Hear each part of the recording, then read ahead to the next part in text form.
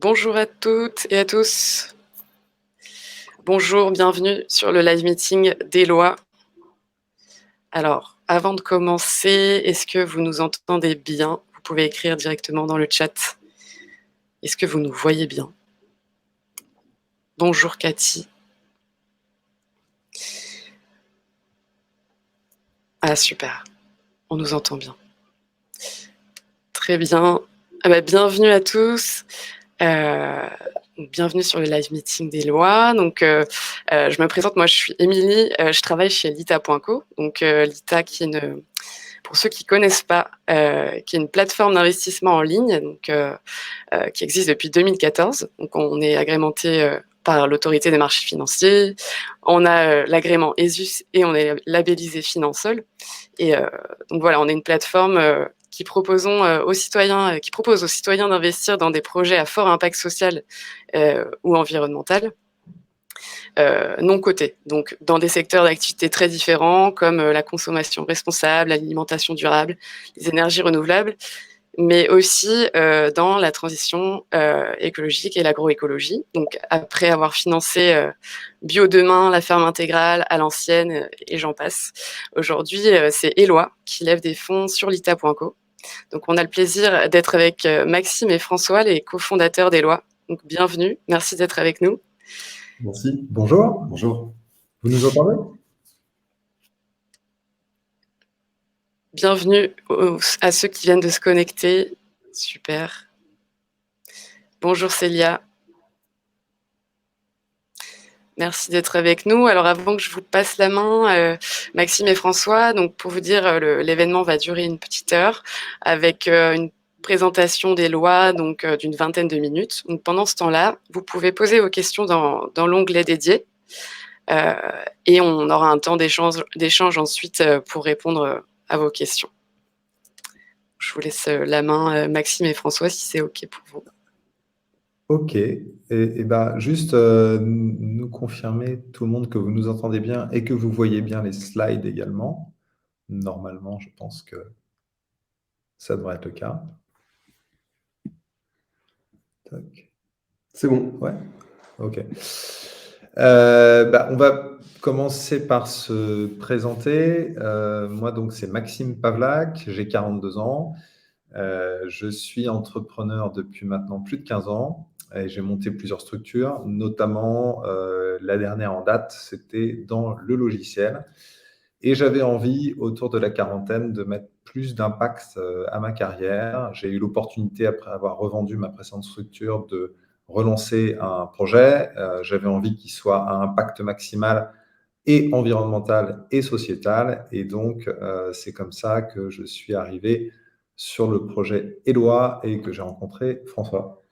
Et donc François Moré, moi j'ai 39 ans et j'ai également un passé d'entrepreneur. Moi j'ai monté une première société il y a un peu plus de 10 ans maintenant, que j'ai développé et revendu. Et j'ai ensuite travaillé en tant qu'associé dans une grosse PME qui faisait la production publicitaire, qui a grandi pour devenir un groupe mondial, qui a été revendu à son concurrent américain. Et c'est à ce moment-là aussi que j'ai voulu utiliser les compétences que j'avais construites et développées à la fois en tant qu'entrepreneur et dirigeant d'entreprise pour agir sur deux choses qui m'étaient chères, à la fois la création d'emplois non délocalisables et également les sujets liés au changement climatique. Et l'agriculture est arrivée comme intersection en fait de ces deux sujets, ce qui m'a amené à creuser ces sujets-là, à rencontrer Maxime et à travailler du coup depuis maintenant 2 grosses années à Éloi, dont la mission, en tant que société à mission, est de contribuer à donner aux agriculteurs des moyens pour soigner la terre et les hommes. On va voir ça ensemble pour le rendre beaucoup plus concret. En termes d'éléments de contexte, pour vous dire un peu ce qui a présidé à Éloi et pourquoi Éloi, on est au niveau de l'agriculture dans un chassé-croisé assez historique entre deux générations. D'une part, une grosse vague de départ à la retraite, bon, c'est pas nouveau, mais elle est en train de s'accélérer avec une génération aujourd'hui de baby-boomers qui s'apprêtent à partir à la retraite. C'est à peu près la moitié des agriculteurs français dont on s'attend à ce qu'ils partent à la retraite dans les 10 ans. C'est 22 000 fermes à transmettre par an, tous les ans, pendant 10 ans, pour assurer le renouvellement de ces générations-là. Donc c'est assez massif. À côté de ça, il y a des éléments intéressants. Il y a notamment un regain d'intérêt pour l'agriculture par des profils nouveaux. Alors, ce n'est pas forcément des gens qui sont issus de l'agriculture, ce n'est pas des enfants d'agriculteurs qui reprennent nécessairement l'exploitation familiale, c'est des personnes qui ont soit un parcours autre, soit qui sont issus d'une reconversion, qui sont du coup un peu plus éloignés du monde agricole, qui sont une population qui est croissante. On a ce qu'on appelle le point d'accueil-installation, qui est le parcours d'entrée dans le parcours pour devenir agriculteur. De plus en plus de candidats. En Bretagne, l'année dernière, c'était 45% par rapport aux années précédentes. Et puis, on a plus globalement un mouvement assez large de regain d'intérêt pour l'agriculture, de nouvelles formations. Et c'est un immense vecteur d'espoir pour assurer le renouvellement. Pour autant, ça ne se passe pas forcément de manière extrêmement simple aujourd'hui. Malgré ces populations qui sont volumiques, de nos jeunes qui veulent reprendre, on a encore beaucoup de fermes qui sont pas reprises. Pourquoi ? Parce qu'il y a fondamentalement une inadéquation entre l'offre et la demande. Les fermes qui sont en transmission, qui sont des fermes issues du modèle agricole des 50 ou 70 dernières années, sont globalement grandes, chères, trop chères, pour des porteurs de projets qui ont des projets agroécologiques, on va y revenir. C'est des projets qui, globalement, s'inscrivent sur des surfaces plus petites, de l'ordre de 5 à 50 hectares, quand la ferme en transmission moyenne, elle est plutôt autour de 70. Et puis, par ailleurs, on est sur des populations un peu plus loin du monde agricole, sur un marché de la transmission, qui, lui, n'est pas forcément extrêmement bien structuré. L'offre est très éclatée, très régionalisée et peu digitalisée. Donc, c'est compliqué de trouver des fermes, et en plus, quand on les trouve, elles ne sont pas forcément aux bonnes caractéristiques. Et il y a un immense enjeu à rejoindre cette offre et cette demande, parce que sinon, ce qui risque de se passer, c'est ce qui se passe d'ores et déjà dans une mesure assez importante, c'est des agrandissements de fermes, c'est des fermes du coup non reprises, dont les terres vont nourrir les fermes existantes qui gagnent en taille. On agit avec François, comme on vous le disait en intro, pour l'impact que ça peut représenter. Le monde agricole, pourquoi est-ce qu'on s'y est intéressé parmi tous les secteurs où on pouvait décider d'agir? C'est parce qu'en fait, c'est le secteur qui va avoir un impact à la fois sur le stockage de carbone. Vous avez peut-être entendu parler de l'initiative 4 pour 1000 de stockage de carbone dans les sols qui permettrait de compenser toutes les nouvelles émissions. Il y a énormément de terres agricoles et on peut stocker du carbone dans les sols. Il y a de l'impact sur l'eau, à la fois dans la consommation de l'eau et dans la pollution de l'eau, bien entendu. En France, le premier consommateur d'eau, c'est l'agriculture. Il y a un impact majeur sur la biodiversité, on le sait. Réinstaurer de la diversité de culture, limiter ou supprimer complètement l'usage des pesticides peut évidemment avoir un impact majeur sur les questions de biodiversité. Et il y a un impact, François le disait dans le cœur de notre volonté d'action, sur la création d'emplois non délocalisables.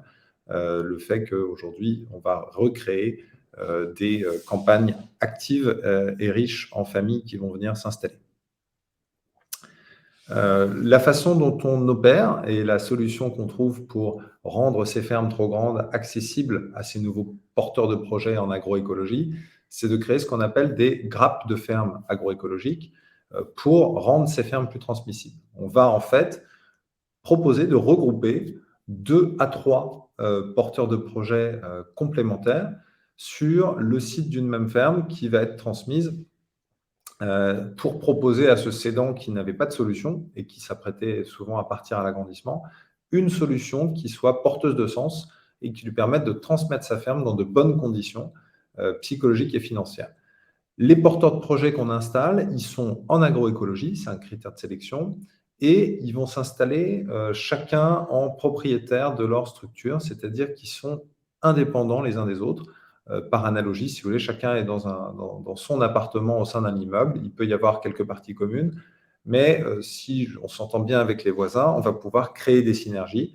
Si on s'entend moins bien, on n'est pas obligé de partir. Voilà, on crée des conditions en fait de synergie possible dans l'indépendance qui vont permettre que ce soit optimal d'un point de vue écologique, puisqu'on crée de la diversité sur les territoires, on optimise le cycle du carbone, de l'azote entre des activités équilibrées de culture, d'élevage et de maraîchage.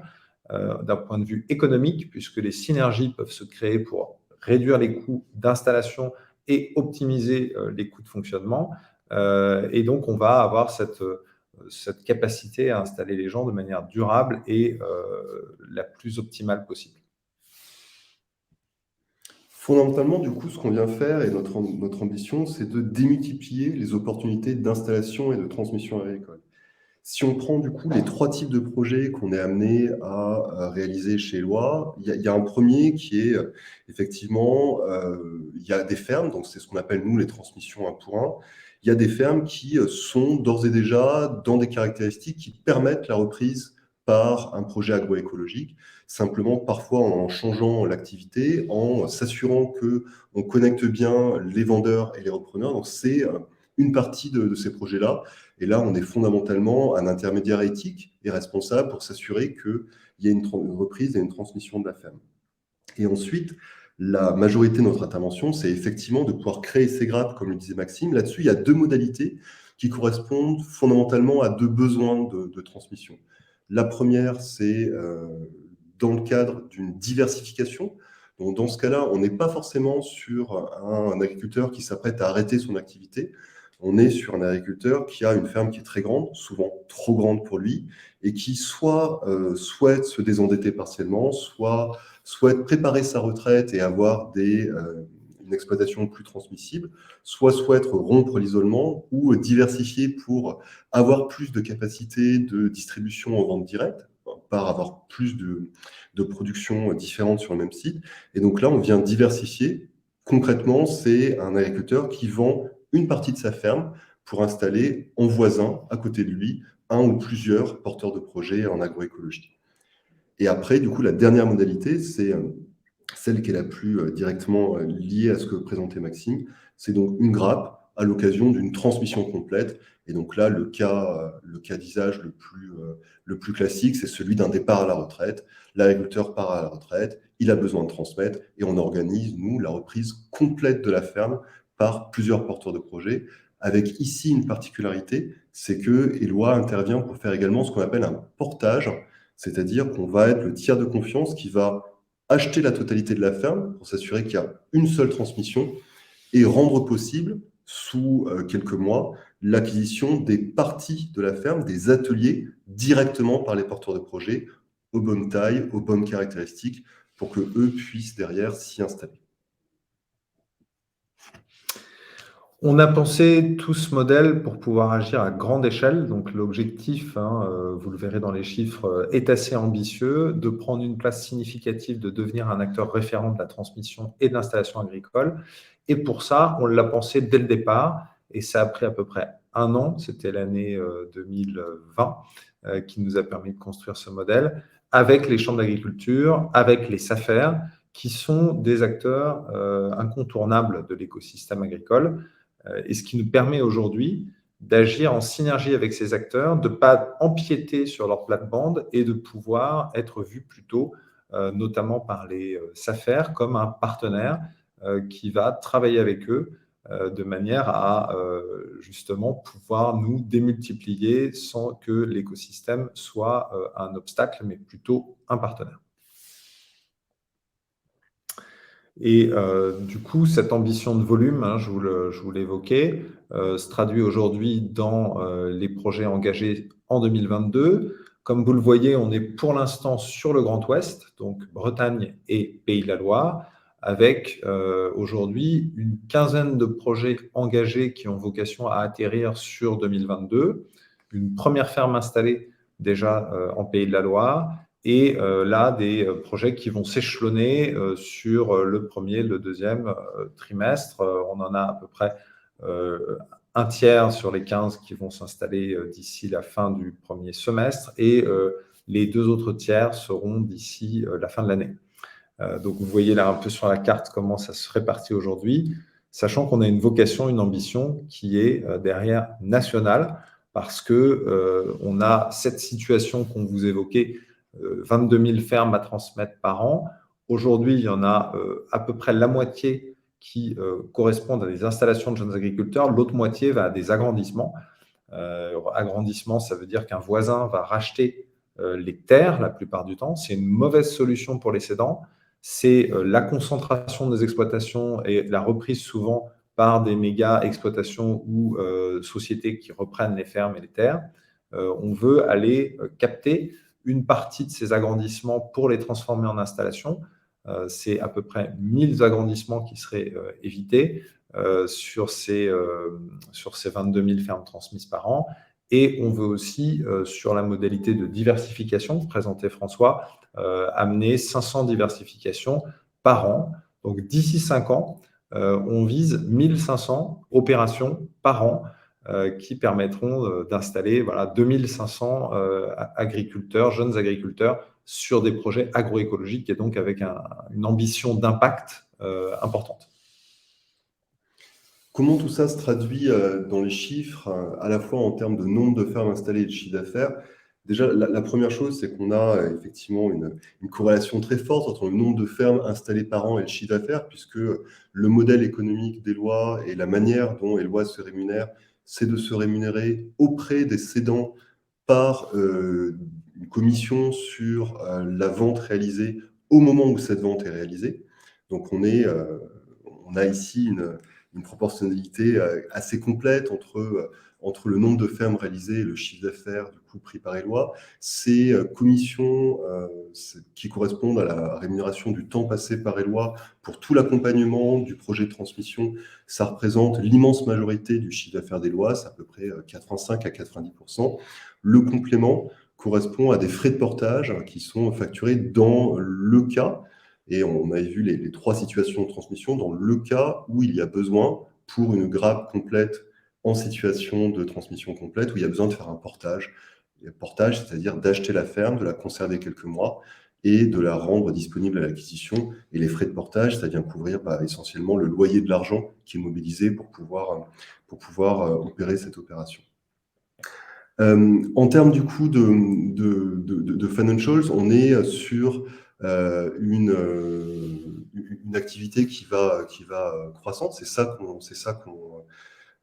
qu'on envisage avec quelques premières années, et c'est d'ailleurs tout le sens de l'opération de financement en cours, dont la partie LITA est une partie importante, de pouvoir renforcer les capacités financières de la structure pour absorber la phase de croissance de l'activité d'ici 2024, qui est l'année où on pense atteindre le point d'équilibre, pour permettre de payer du coup les équipes à la fois de coordination, de gestion de projet, qui sont quotidiennement au contact à la fois des cédants et des porteurs de projets pour faire arriver ce projet. On est sur des projets qui sont sur des cycles relativement longs. Un projet Eloi de la première prise de contact à l'installation effective d'un porteur de projet, c'est entre 8 à 12 mois environ, suivant les types de projets, suivant les complexités rencontrées sur le terrain. Et il y a besoin aujourd'hui, dans la phase dans laquelle on est, de pouvoir avoir un certain nombre de financements permettant de pouvoir faire croître l'équipe pour faire arriver ces opérations et faire arriver un volume de chiffre d'affaires et de nombre d'opérations qui nous permet d'atteindre le point mort. Il est hors croissance autour d'une centaine de fermes, et après, lié à la croissance très importante qu'on prévoit, c'est des éléments qui évidemment se décalent un peu à mesure que la croissance est importante pour pouvoir faire les investissements nécessaires pour pouvoir passer à l'échelle. Encore une fois, notre ambition avec Maxime et ce qui nous anime, c'est de pouvoir apporter des réponses qui soient volumiques à un enjeu qui est un enjeu de taille. On a aussi à cœur de faire en sorte que Eloi puisse atteindre un point d'équilibre relativement rapide. Encore une fois, il est autour de 100 fermes. Autour de 100 fermes par an, certes, le point d'équilibre est atteint, mais le problème auquel Eloi s'attaque est d'une ampleur autre, et c'est pour ça du coup que nous, on dimensionne nos efforts, on dimensionne aussi les capacités d'entreprise, les choix technologiques réalisés pour s'assurer derrière d'un passage à l'échelle qui est significatif. Voilà sur les éléments qu'on avait prévu de partager. J'imagine qu'il va y avoir des questions, en tout cas on l'espère, et on rentre désormais dans cette phase-là, et on est avec Maxime tous les deux à l'écoute de vos questions. Merci beaucoup pour cette présentation très complète. Merci beaucoup. Alors, on a une première question de Simon qui demande en fait qui gère l'exploitation pendant la durée du portage. Est-ce que c'est du coup Eloi, SAS? Ouais, Eloi n'a pas vocation à intervenir sur la partie agricole. L'exploitant est, encore une fois, autonome, indépendant. C'est lui qui gère son exploitation.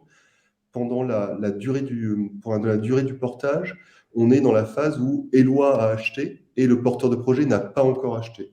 Donc pendant cette phase-là, le cédant, du coup, continue son activité et continue son activité jusqu'au moment où le porteur de projet s'installera effectivement et pourra la reprendre et la poursuivre. Donc, en fait, on met en prêt, si vous voulez, l'exploitation achetée par Eloi au cédant, le temps que les futurs installés puissent effectivement s'installer. Et ça, c'est prévu dans nos contrats de transmission avec les cédants. Très bien, merci. J'espère que ça répond à la question de Simon. Et il repose une question, c'est comment garantir la valeur pendant cette période, la valeur de l'exploitation? Ce qu'il faut savoir, c'est que pendant cette période, en fait, le lot du porteur de projet est préacheté. C'est-à-dire que Eloi va effectivement se porter acquéreur de l'exploitation pour ensuite la revendre au porteur de projet.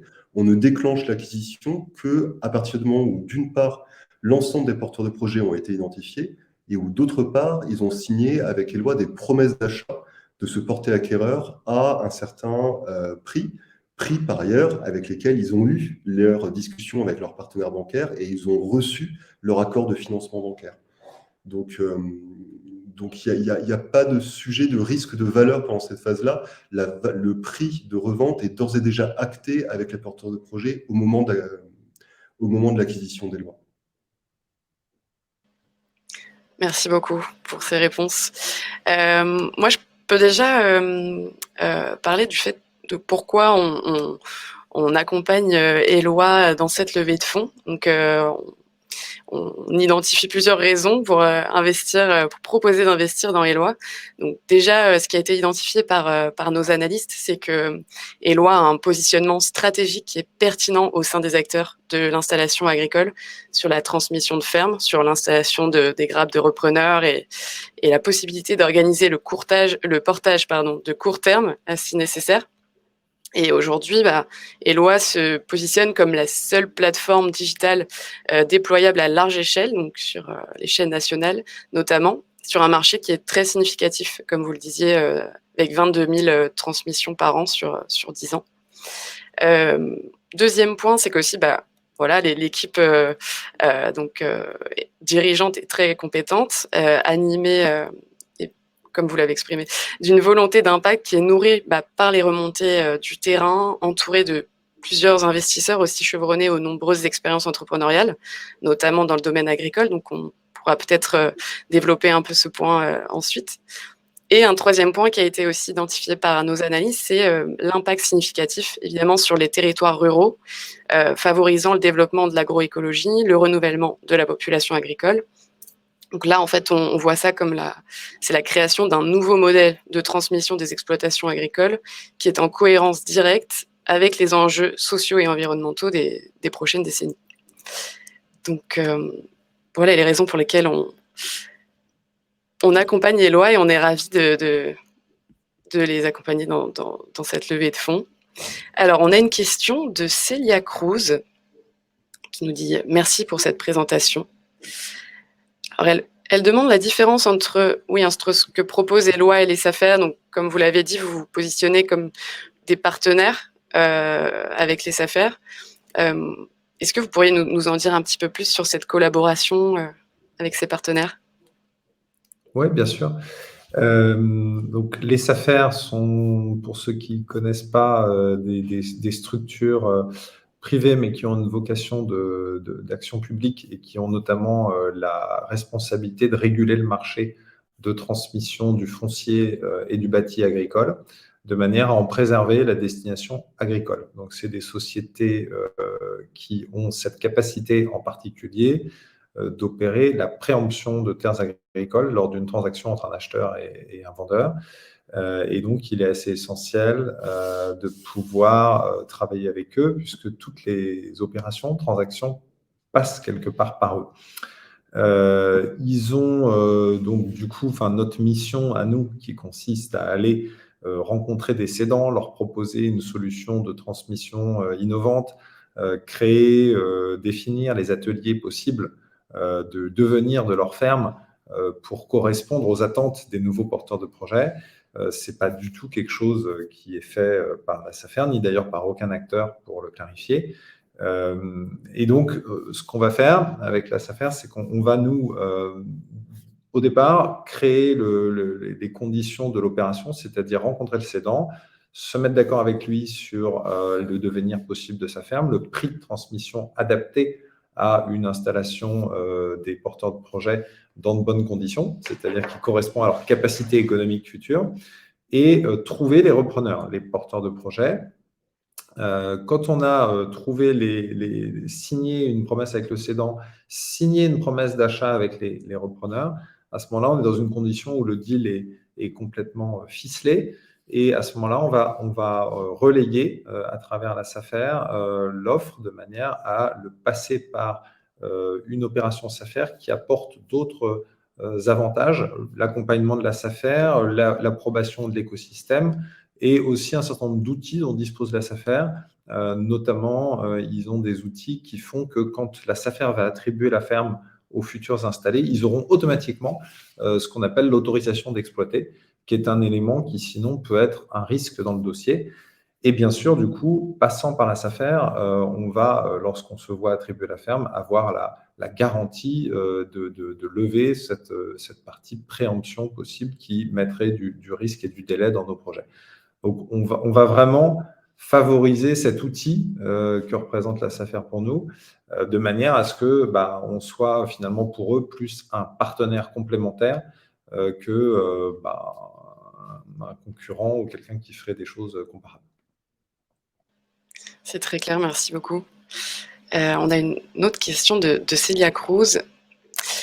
C'est comment démarchez-vous les agriculteurs, en fait, comment démarchez-vous les fermes à reprendre? Il y a plusieurs méthodes aujourd'hui. On est au tout début des actions de communication sur Eloi auprès d'un public un peu large ou de la presse agricole professionnelle. On avait attendu le fait que les premières opérations soient sorties pour avoir des choses à montrer. Aujourd'hui, les fermes sur les 20 et quelques fermes sur lesquelles on travaille aujourd'hui, c'est des actions de prospection de notre part. C'est soit des personnes à qui on a envoyé un courrier via des achats de base sur société.com, soit des personnes qu'on a eues au téléphone en partant en fait souvent de porteurs de projets qui nous ont présenté leur projet et ils nous ont aussi présenté leur zone de recherche. Et nous, on part de là pour aller ensuite appeler des fermes leur demandant s'ils connaissent dans la zone du coup, qui est la zone de recherche cible, des exploitations en transmission. La réponse dans bien des cas, c'est oui, encore une fois, parce que la situation de transmission, elle est massive. Et ça permet du coup d'identifier des fermes qui ont souvent les bonnes caractéristiques et souvent aussi le bon état d'esprit de transmission par rapport aux porteurs de projets. Et l'adéquation entre l'offre et la demande, elle est gérée un peu nativement par ce processus-là aujourd'hui. Très bien, merci beaucoup. On en vient à une question qui est revenue 2 fois, il me semble, justement, c'est comment vous choisissez les candidats à la reprise des fermes? Vous aviez donné déjà un critère pendant la présentation. Quels sont les autres critères? Oui, alors nous, notre critère, c'est que ce soit agroécologique. On est justement en train de plancher là sur la question de cette définition de l'agroécologie. Aujourd'hui, 100% des projets en cours d'installation, une bêtise, sont bio. Donc, pour l'instant, c'est vraiment une écrasante majorité de nos demandes, des gens qui nous identifient Eloi comme un acteur de l'installation en agroécologie veulent faire du bio. Et souvent, et on n'est pas sur du bio de très grandes fermes bio intensives ou qui dénatureraient un peu l'esprit premier du bio, on est plutôt sur des fermes où les candidats veulent aller au-delà du bio, replanter des haies. Voilà. Donc, sur le terrain, aujourd'hui, nos candidats sont complètement en phase avec cette vision d'impact sociétal et environnemental. On va avoir défini d'ici la fin du premier semestre la manière dont on formule ça dans un cahier des charges et la manière dont on peut l'imposer à nos futurs candidats installés, de manière à ce que quand on va passer à l'échelle et viser 1500 projets par an, on puisse sécuriser à grande échelle cet impact et la sélection de ces porteurs de projets. Donc ça, c'est un process qui est en cours. Avec, en plus de ça, on regarde la manière dont on pourra leur proposer des outils de mesure de leur impact. Donc là, on est en lien avec 5 ou 6 startups ou solutions qui permettent en fait de mesurer l'impact environnemental sur des fermes, de manière à ce que ils puissent aussi pour eux-mêmes suivre l'impact qu'ils vont avoir et nous remonter les données d'impact sur les 3 axes qu'on avait cités, c'est-à-dire on ne peut pas se limiter au carbone. Il y a aujourd'hui des outils de rétribution carbone, peut-être qu'on ira là en partie, mais on veut aussi mesurer l'impact sur la biodiversité et sur l'eau. Donc ça, c'est des choses qui sont en cours et qui d'ailleurs avec l'ITA ont été discutées, puisque l'ITA est très attaché à ce que cette dimension rentre en jeu, chose que l'on partage complètement. Peut-être en complément, du coup, par rapport à ce que tu dis, Maxime, il y a aussi tout un élément de sélection sur la faisabilité du projet. Et là-dessus, on travaille de manière très étroite avec l'écosystème agricole local. On a eu un principe directeur qu'on a toujours, qui nous guide, qui est de ne surtout pas faire ce que l'écosystème agricole fait déjà. Donc, du coup, ça nous amène à ne pas faire 2 choses qui sont faites et on pense plutôt bien faites. Le premier, c'est l'accompagnement agronomique et le second, c'est le financement. Donc, sur l'accompagnement agronomique, tous les porteurs de projets, du coup, qu'on accompagne, on s'assure qu'ils aient la capacité agricole, donc qu'ils aient un diplôme agricole. On s'assure qu'ils soient accompagnés par une structure d'accompagnement, que ce soit les groupements d'agriculteurs biologiques ou la chambre d'agriculture, et ou d'ailleurs, parfois c'est les deux. Et sur les éléments plus financiers, on va leur demander à ce qu'ils soient suivis par une banque. Donc, suivi par une banque, ça veut dire qu'il y a un cabinet de gestion qui a regardé leur prévisionnel et qui l'a validé, qu'il y a une banque qui a eu un comité d'investissement qui a aussi validé que ce projet était viable. Donc ces éléments-là sont aussi extrêmement importants dans le fait derrière de s'assurer que les projets qu'on va porter et accompagner ont une véritable capacité de reprise de ces fermes. C'est très clair, merci beaucoup pour ces éléments. On a une question de Michel. Alors, je ne sais pas si Michel voudrait monter sur scène. Alors, je vais l'inviter à participer, espérant qu'il réponde. Michel, si vous voulez monter sur scène, donc participer au live pour poser vos questions.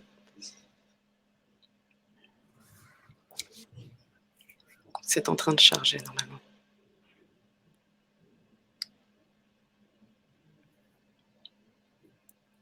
Ah. Petite latence technique.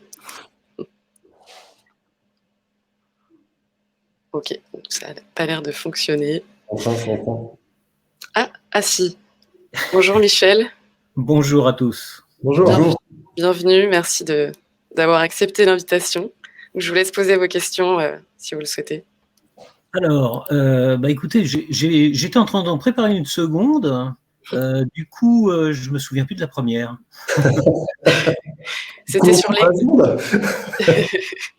C'était sur l'équipe, sur le terrain. Ah voilà. En effet, ce qui m'intéressait, c'était de savoir qu'est-ce que Éloi prévoit pour pouvoir être au plus près du terrain et puis justement assister ces transmissions. De quelle équipe vont-ils disposer?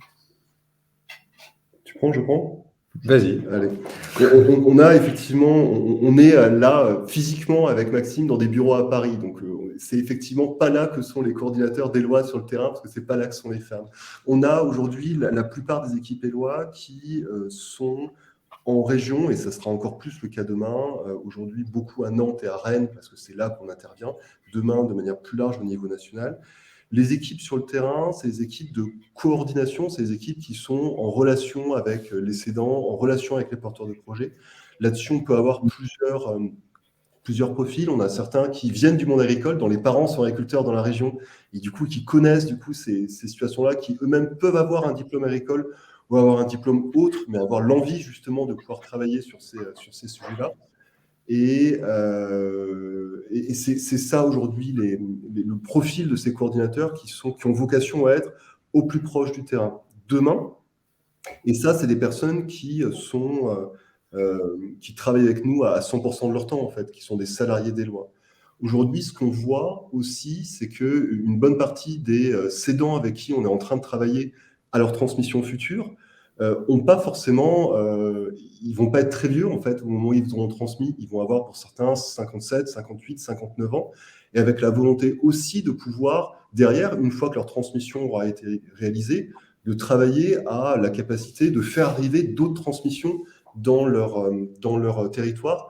Et là, on est en train justement de structurer notre capacité demain à travailler en coordination avec d'anciens cédants avec qui on a travaillé à leur transmission pour qu'eux-mêmes puissent identifier des fermes qui ont des bonnes caractéristiques pour une transmission via Eloi, faire le lien avec des porteurs de projets qui auraient l'envie de reprendre ces fermes-là pour démultiplier du coup au plus près des territoires l'action d'Eloi, parce que c'est là que ça se passe en fait. Okay. Merci. Et du coup, vous aviez une deuxième question, non? Oui. La deuxième. J'étais en train de la préparer. Par rapport à Ferme d'Avenir et Terre de Liens, comment vous pouvez cohabiter ou peut-être même avoir une synergie? Oui. Alors, oui, pour dire un petit peu, parce que tout le monde ne connaît peut-être pas ce qu'ils font. Ferme d'Avenir, c'est une association qui a surtout une vocation d'accompagnement des porteurs de projets qui veulent s'installer en agroécologie sur la dimension formation, technique, un peu financement, parce qu'il y a aussi une plateforme de financement participatif liée à Ferme d'Avenir. Donc, ils sont plutôt sur le conseil et l'accompagnement, on va dire, technique et financier. Donc, c'est effectivement l'une des structures qui peut accompagner les porteurs de projets qui vont, à un moment donné, s'adresser à Eloi quand ils vont être en recherche de foncier. On vous disait tout à l'heure, il y en a qui sont accompagnés par le GAB, il y en a qui sont accompagnés par la Chambre. Ils peuvent aussi avoir eu, à un moment ou à un autre, une formation ou un accompagnement auprès de Ferme d'Avenir. Souvent, quand ils sont néo-ruraux et qu'ils commencent à se réintéresser à l'agriculture ou à s'y intéresser pour s'installer demain, ça peut être une étape par laquelle ils passent, tout comme ils peuvent parfois passer par les CIVAM ou par d'autres structures, les ADR, qui sont des structures associatives qui vont être capables de les accompagner. Donc oui, synergie possible avec toutes ces structures d'accompagnement des néo-ruraux vers l'agriculture, mais nous, on va plutôt intervenir quand ces porteurs de projets ils seront formés, prêts à s'installer, accompagnés par une banque et donc plutôt en fin de cycle. Et ensuite, et on se connaît et on crée des synergies et on se parle et ils nous connaissent. Enfin voilà, donc là-dessus, oui. Terre de Liens, donc Terre de Liens, c'est principalement une structure de portage foncier, c'est-à-dire que leur vocation est d'aller acheter du foncier agricole au sein de leur foncière ou permettre de faire acheter du foncier agricole par des GFA citoyens pour des porteurs de projets qui s'installent en agroécologie, avec la vocation de réduire les annuités et de permettre que le foncier n'ait pas à être acheté par des agriculteurs parce que c'est lourd à porter au départ. Et aussi une vocation qui est très ancrée chez Terre de Liens, qui est que le foncier restera en location, il ne sera jamais en propriété de l'agriculteur, de manière à sanctuariser l'usage du foncier agricole pour la collectivité et éviter, dans leur idée, éviter la spéculation sur le foncier agricole. Donc là, il y a une action qui est assez militante. On travaille en fait avec plusieurs mécanismes de portage foncier. En fait, Eloi n'est pas du tout incompatible et il y a des synergies possibles avec ces structures de portage foncier, notamment dès que sur nos fermes, il y a du foncier qui est à vendre de manière impérative. Il faut savoir que ce n'est pas toujours le cas. Souvent, les cédants sont ouverts à le mettre en location ou à le mettre en vente. Et donc, les cas… Ou eux-mêmes le louent. Ou eux-mêmes en étaient déjà locataires. Donc, les cas où le foncier est impérativement à vendre et où il y a besoin de portage foncier, c'est à peu près un tiers des opérations, mais ça existe, bien sûr. Et à ce moment-là, nous, on travaille avec ces structures de portage foncier. Les porteurs de projets peuvent y faire appel. Alors, il y a des mécanismes avec les banques qui existent, avec le Crédit Agricole, avec le Crédit Mutuel. Il y a des structures plus type start-up qui se lancent sur du portage foncier. Il y a les régions, il y a des assureurs qui le font. Et il y a effectivement Terre de Liens qui est un acteur important et qui va dans le même sens des valeurs que l'on porte, avec néanmoins cette contrainte que le porteur de projet doit être OK pour rester locataire jusqu'à sa fin de carrière et ne jamais devenir propriétaire de son foncier, là où d'autres solutions permettent à un moment donné d'exercer une option d'achat et de devenir propriétaire. Mais on se connaît, on discute, il n'y a pas de partenariat établi avec aujourd'hui, au sens signé du terme, hein, avec ces différents acteurs, parce que finalement, c'est les porteurs de projets qui vont directement solliciter le mécanisme de portage foncier dont ils ont besoin en fonction des situations qui se présentent à eux. Très bien. Merci. Merci. Merci à vous. Merci beaucoup. Merci Michel pour vos questions. Et à tout de suite dans le chat, si vous voulez. Au revoir. Au revoir. Merci beaucoup pour vos éléments de réponse. Donc, je suis dans le noir parce qu'on a une petite coupure de courant chez Lita. Mais bon, c'est les aléas du direct. Ah, voilà. C'est beau. Alors, on a peut-être qu'on peut faire participer une dernière personne, si vous êtes d'accord. Il nous reste un petit quart d'heure. Donc, on a les questions de Mélanie. Mélanie, si vous souhaitez participer, je suis en train de vous inviter à monter sur scène avec nous pour poser vos questions en direct.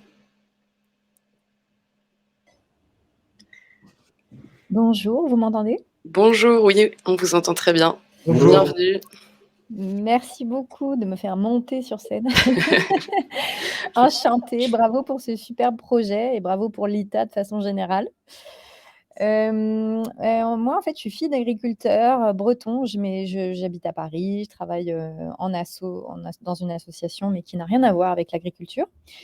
J'ai des sœurs et en fait, on a ce patrimoine exceptionnel. Aucune de mes sœurs n'a souhaité être agricultrice, ni moi, et on a fait comme beaucoup d'agriculteurs, la ferme a été mise entre les mains de cousins qui voulaient reprendre en GAEC. Et en fait, il s'avère que par naïveté, sans doute, comme c'était dans la famille, on n'a pas fait de contrat de bail un peu spécifique et que, ben voilà, là où mon père a toujours fait de l'agriculture raisonnée à défaut de faire du bio, aujourd'hui, c'est un peu la cata. Et on se rend compte, moi j'ai passé pas mal de temps à chercher des solutions juridiques et je me suis rendu compte qu'en gros, c'est soit l'une de mes sœurs ou moi, on passe un diplôme d'agriculture et on se met en exploitation et on change de résidence principale, etc. Ou soit on vend voilà, que ces terres qui sont notre patrimoine soient mieux exploitées et dans un monde idéal en bio.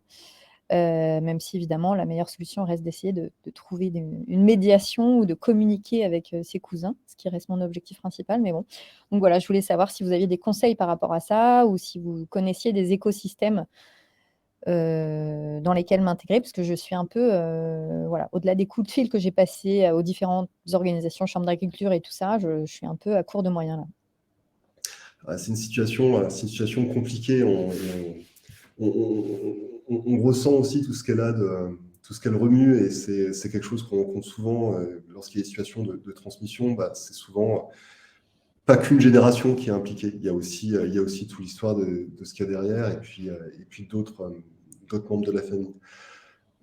Là, effectivement, les baux ruraux sont extrêmement protecteurs, y compris lorsqu'ils sont tacites. Et à partir du moment où les loyers ont été payés, souvent ça vaut bail rural. Et ça vaut aussi priorité lorsqu'il y a transmission avec, effectivement, et vous l'aviez bien vu, la solution pour en sortir, c'est d'être soi-même exploitant. Et donc, du coup, là, on a une possibilité de le récupérer.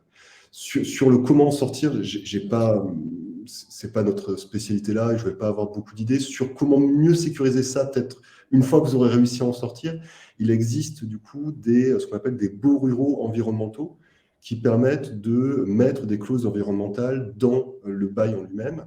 Et le non-respect des clauses environnementales devient un motif de rupture du bail. Et ce qui aurait pu permettre dans ce cas-là, mais si on le prend du coup plutôt pour le futur, ce qui permettra du coup dans le cas futur de ne pas avoir cette même situation, c'est-à-dire si on fait un bail rural environnemental et que derrière il y a une conduite des terres qui est absolument pas conforme à ces pratiques environnementales, ça permet justement de casser le bail. Et c'est certainement l'outil en tout cas nous c'est l'outil qu'on utilise lorsqu'il n'y a pas de transmission via la SAFER. Lorsqu'on est sur des transmissions via la SAFER, il y a des cahiers des charges SAFER qui permettent d'encadrer ça de manière encore plus coercitive, avec même possibilité pour la SAFER de récupérer la propriété des terres si les pratiques environnementales sont non conformes. Okay. Merci beaucoup. Évidemment compliqué comme situation. Si vous voulez, en dehors de cette conf, qu'on vous précise la solution de transmission et la manière dont ça peut se mettre en musique avec justement cette condition environnementale, y compris si vous vendez vos terres, hein, donc comment faire en sorte qu'elles rebasculent avec des pratiques qui vous conviennent mieux, on peut en reparler en dehors de cette conf. Merci. Avec plaisir. Merci beaucoup, Mélanie, pour vos questions. Est-ce que vous en aviez d'autres? Ça continue peut-être après. Ok. Merci beaucoup. Et on se retrouve dans le chat. Merci pour vos éléments de réponse à tous les deux. Est-ce qu'on a encore un petit peu le temps? Oui, on pourrait peut-être du coup enchaîner sur la levée de fonds qui est en cours. Est-ce que vous pourriez juste nous parler un petit peu de cette stratégie de levée de fonds qui est en cours pour Eloi sur les différentes parties de la levée de fonds? Bien sûr, oui. Alors, on a en fait une levée de fonds qui est à la fois en capital et en non dilutif, donc en dette en particulier. Et donc, on a émis d'un côté une levée de fonds en capital qui, pour l'instant, est souscrite à hauteur d'environ 500 000 euros et qui est réalisée. C'est-à-dire que là, on a les fonds qui sont arrivés sur le compte et on a les souscripteurs qui se sont joints à notre capital. On parle là à des acteurs de type business angel qui sont intéressés à l'impact et à la transition. D'ailleurs, vous retrouverez le profil de nos investisseurs sur notre site internet. On pourrait y revenir puisqu'on parlait tout à l'heure de qui sont les investisseurs qui nous accompagnent. Et puis, on a une autre partie qui sont du financement dit non dilutif, donc qui ne sont pas de la dette, qui ne sont pas du capital, qui sont plutôt de la dette. On a pour cette partie-là obtenu une première enveloppe de financement de la part d'un fonds breton qui s'appelle FISO, F-I-S-O, qui est la région Bretagne qui finance les sociétés de l'entrepreneuriat social et solidaire et qui nous finance à hauteur de 150 000 euros.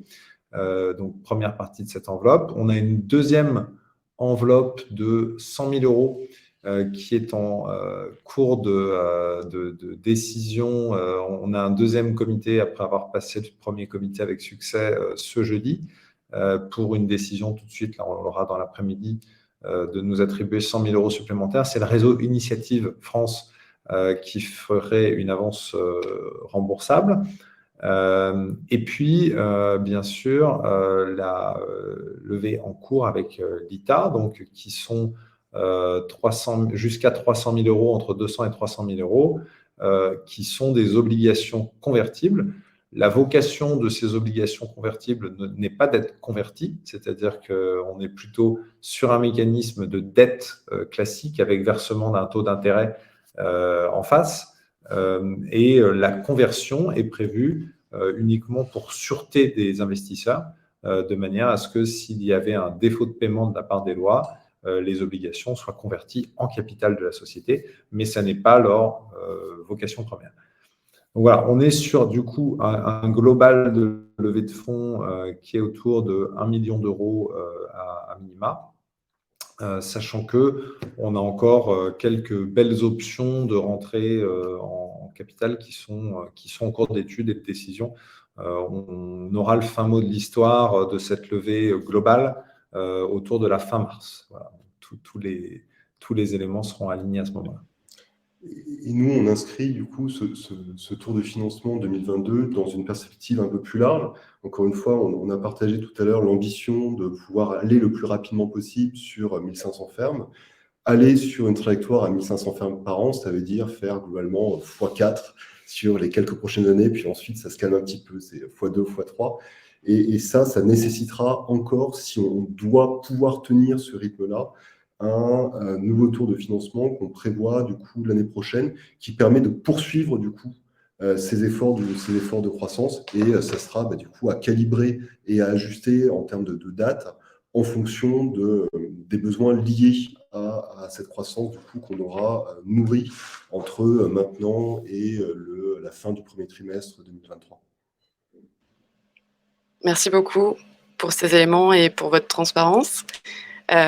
Donc en effet, voilà, sur l'ITA, c'est un objectif de collecte de 300 000 euros, pour rappel. Pour vous dire qu'on est déjà à plus de 220 000 euros d'intention à ce jour pour le projet Eloi sur notre site. Donc on a dépassé l'objectif minimum qui est de 200 000 euros. Il y a un bel engouement pour la communauté d'investisseurs. Donc, n'hésitez pas, pour ceux qui ne sont pas encore inscrits sur l'ITA, à créer votre profil pour pouvoir réserver votre investissement. Parce que Eloi est encore en phase de vote sur notre plateforme et passe prochainement en collecte. Donc, vous pourrez souscrire, vous serez informé de la date de passage en collecte. Et très bientôt, vous pourrez aussi avoir accès au dossier d'analyse LITA, qui vous permettra d'avoir un petit peu plus de détails sur votre investissement. Voilà, en tout cas, n'hésitez pas je parle aux participants, à nous contacter via notre chat en ligne. Ce sont des humains derrière, donc ils se feront un plaisir de répondre à toutes vos questions, que ce soit sur la plateforme ou même sur la levée de fonds. Vous pouvez aussi prendre rendez-vous sur le site avec un conseiller LITA pour avoir un petit peu plus de détails sur les conditions d'investissement. Voilà. Mélanie qui dit merci, bravo à vous. Merci Mélanie. Merci à tous, toutes et tous. Merci à l'ITA aussi de nous proposer ce live, de nous avoir proposé ce live. Et puis, on est super heureux de pouvoir avoir ces rencontres avec vous, et on vous remercie pour votre soutien potentiel sur notre projet. Ouais, merci à toutes les équipes LITA. Ça a été et ça continue à l'être un plaisir de travailler avec vous, parce que tant on sent l'alignement des valeurs sur ce qu'on cherche à faire, et effectivement sur vous qui participez du coup à ce live et nous soutenez, on l'espère. On a besoin de vous, parce qu'en fait ces sujets du coup qu'on porte, on n'arrive à rien seul, et là-dessus on a véritablement besoin que cet engouement soit le plus large possible pour qu'on puisse amener ces sujets le plus loin possible pour avoir le maximum d'impact possible. Encore une fois, c'est ça l'objectif. Merci. Merci pour cette conclusion. Merci à tout le monde d'avoir participé. Et bientôt, on vous communiquera le replay pour ceux qui sont arrivés un peu en retard ou qui ont dû partir plus tôt. Merci beaucoup. À bientôt. Merci, au revoir. Au revoir. Merci.